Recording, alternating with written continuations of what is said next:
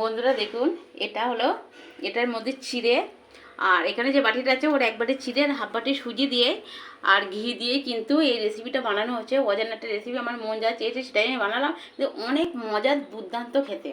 তো আপনারা চাইলে রেসিপিটা দেখে নিতে পারেন, নিয়ে বানিয়ে কমেন্টে আমাকে খেয়ে জানাবেন যে কত সুন্দর কেমন হয়েছে। তার জন্য আপনাদেরকে দেখালাম। আর অবশ্যই করে সস নিয়ে নেবেন, আর সস যদি ঘরে না থাকে তাহলে টমেটো দিয়ে সস বানিয়ে নিতে পারবেন আপনারা। তা টমেটোর সস তো বানাতে অবশ্যই সবাই পারেন না, কি কে জানি না, কিন্তু আমার থাকলে এই দেখুন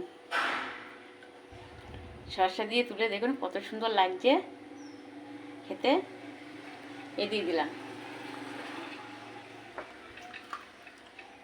অনেক মজা লাগছে বন্ধুরা। তো ঝটপট এক্ষুনি আপনার চটজলদি দেখে নিয়েছেন। এবারে এটা বানিয়ে আপনারা খেয়ে কমেন্টে আমাকে জানাবেন যে স্বাদে কত সুন্দর হয়েছে। অনেক সুন্দর একটা রেসিপি। তো একটু ঘি লাগবে এতে বন্ধুরা, সেইভাবে আপনারা রান্নাটা করবেন। আজকের মতন টাটা।